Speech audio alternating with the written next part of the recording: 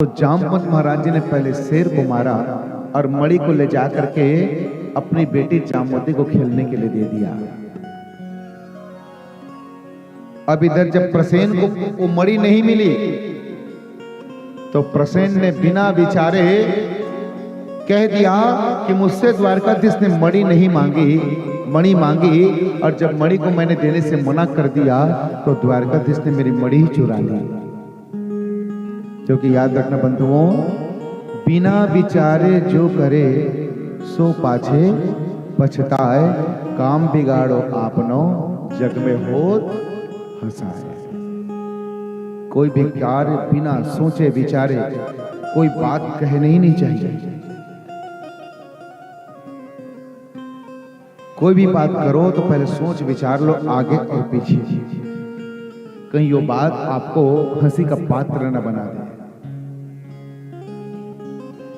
और खास करके किसी ब्राह्मण किसी संत के पास जाओ तो सोच समझ के बात करना, प्रेम से कहो श्री राधे।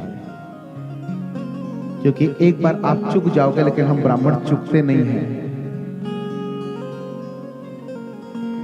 तो आज सत्यजित ने झूठा कलंक लगा दिया। ये बात कान से कान पहुंचते पहुंचते द्वारकाधीश से कान तक पहुंच गई। द्वारकाधीश महाराज जी ने विचार किया कि मैंने तो केवल मणि अपने लिए नहीं मांगा, उग्रसेन महाराज जी के राजकोष में जमा करने को कहा और इसने मुझ पे ही कलंक लगा दिया। भगवान संकल्प कर लिए कि इस मणि को कहीं भी हो, पाताल लोक में क्यों ना हो, मैं इस मणि को खोज कर लाकर अपने इस कलंक को मिटाऊंगा। अब यहां प्रश्न उठता है कि भगवान पे कलंक क्यों लगा। भगवान कह रहे हैं, भगवान को याद आ गया कि मैंने भादो महीने के शुक्ल पक्ष की चतुर्थी तिथि को मैंने चंद्र दर्शन कर लिया।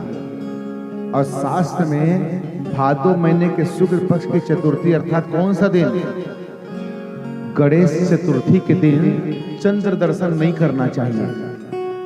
क्योंकि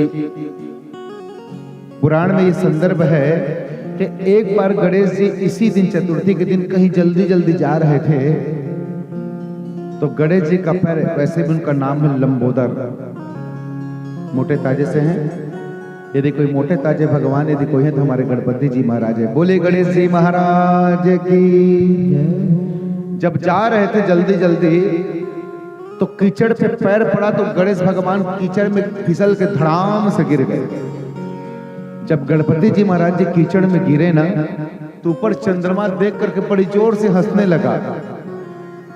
और सोचो यदि आप कभी गिर जाओ या किसी में चोट लग जाए और उसी समय कोई पीछे से हंस दे तो ऐसा लगता है कि उसके 32 के 32 को तोड़ दो। लगता कि नहीं लगता है। तो गणपति जी गिरे तो चंद्रमा हंस पड़ा। गणपति जी को क्रोध आया, उसने कहा अरे मूर्ख, तू मुझे गिरते हुए देख के हंसता है, इसलिए जा तुझे श्राप देता हूं कि आज के दिन जो तेरा चंद्र दर्शन करेगा उस पर झूठा कलंक लगेगा। तो भगवान बता रहे कि मैंने उस चंद्रमा का दर्शन कर लिया था। आज भगवान कुछ सैनिकों को लेकर के, जब पता चला भगवान को कि मणि को लेकर सत्यजित का भाई प्रसेन गया है, जो जिधर जिधर प्रसेन गया था भगवान रथ लेकर के उधर ही गए। और पद चिन्ह को देखते देखते जब आगे गए तो देखे कुछ दूर में तो घोड़ा मरा पड़ा है और कुछ दूर आगे देखा तो प्रसेन मरा पड़ा है। तो भगवान को वहां शेर के पंजे दिखाई दिए। तो भगवान शेर के पंजे के चरणों का अनुमोदन करते आगे गए तो एक गुफा में जाते हुए देखा तो देखा गुफा के दरवाजे पर शेर भी मरा पड़ा है। भगवान सैनिकों को कहने लगे, सैनिकों तुम यहीं प्रतीक्षा करो, जिसने भी मणि ली गुफा के अंदर गया है, मैं अभी जाता हूं और मणि लेकर आता हूं।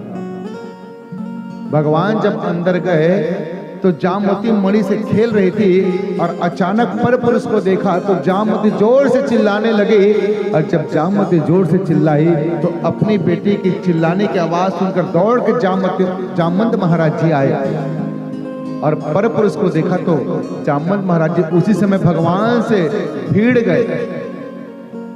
ये कौन है, मेरे गुफा में आ गया और भगवान से प्रहार करना शुरू कर दिए। तो भगवान ने भैया, भगवान ने उठाकर जामवंत महाराज जी को पटक दिया और मार मार करके नस नस भगवान ने उसकी ढीली कर दी। जब नस नस ढीली हो गई ना, तो जामवंत महाराज जी को याद आ गया कि जब भगवान से युद्ध कर रहे थे, कुश्ती कर रहे थे, तो भगवान जी के वक्ष स्थल पर उन्होंने अपने राम के चिन्ह का प्रतीक देखा। तो जामवंत महाराज जी को याद आ गया, ये कोई और नहीं, ये मेरे परमात्मा श्री राम है। और ऐसे करके भगवान के चरणों में गिर गया। क्योंकि बंधुओं, एक प्रसंग आता है, जब भगवान रामावतार में थे तो प्रभु राम को, लक्ष्मण जी को और हनुमान जी को छोड़कर उस वानर सेना में कोई बलशाली था तो जामवंत महाराज जी थे। एक बार जामवंत महाराज जी को अपने बल पे बड़ा अहंकार हुआ। वो आकर के प्रभु से कहने लगे, प्रभु आपको, बजरंग बली को, लक्ष्मण भैया को छोड़कर ऐसा कोई व्यक्ति नहीं जो मुझे हरा सके। प्रभु आपने इतना बल दे दिया है कि बल कोई काम का नहीं है, अब तो मेरी पीठ में बल के रूप खुजली होने लगी है। भगवान राम समझ गए कि इसको बल का अहंकार है। भगवान मन ही मन संकल्प कर लिए कि इस अवतार में, तो रामावतार में मैं मर्यादा पुरुषोत्तम में हूं, लेकिन जब मैं कृष्ण अवतार लूंगा जामवंत महाराज, तो तेरी पीठ की खुजली जरूर मिटाऊंगा।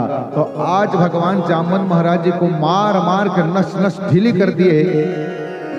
आज जामवंत महाराज जी को याद आ गया, ये कोई और नहीं, मेरे परमात्मा राम है। तो चरणों में गिर कर आज क्षमा मांगी है जामवंत महाराज जी ने। तो भगवान ने आज क्षमा किया। तो जामवंत महाराज जी पूछे, प्रभु आपका आने का प्रयोजन क्या है? तो द्वारकाधीश कहते हैं कि जामवंत महाराज, इस मणि का मुझ पे झूठा कलंक लगा है, इसलिए इस मणि को मैं लेने आया हूं। इस मणि को मुझे दे दे ताकि मैं अपने ऊपर लगे झूठे कलंक को मिटा सकूं। तो आज जामवंत महाराज जी मणि तो दिए हैं, लेकिन भगवान के चरणों में विनती करके बोलते हैं कि प्रभु मैंने आपको मणि तो दे दी, लेकिन मैं कब से आपकी प्रतीक्षा कर रहा था। ये मेरी बेटी जामवती है और संसार में आपके सिवा कोई ऐसा मुझे नहीं दिखा कि मैं अपनी बेटी के लिए ऐसा वर ढूंढ सकूं। प्रभु आप ही वो लायक हो, तो मैं आपके चरणों में निवेदन करता हूं कि आप मेरी बेटी को स्वीकार करें। तो आज मेरे प्रभु ने जामवंत जी महाराज जी के कहने पर आज जामवंती महारानी को ले करके आज प्रभु द्वारका आए हैं। तो इस प्रकार द्वारका ला करके भगवान ने जामवंती महाराज जी से पूरे विधि विधान से विवाह किया है।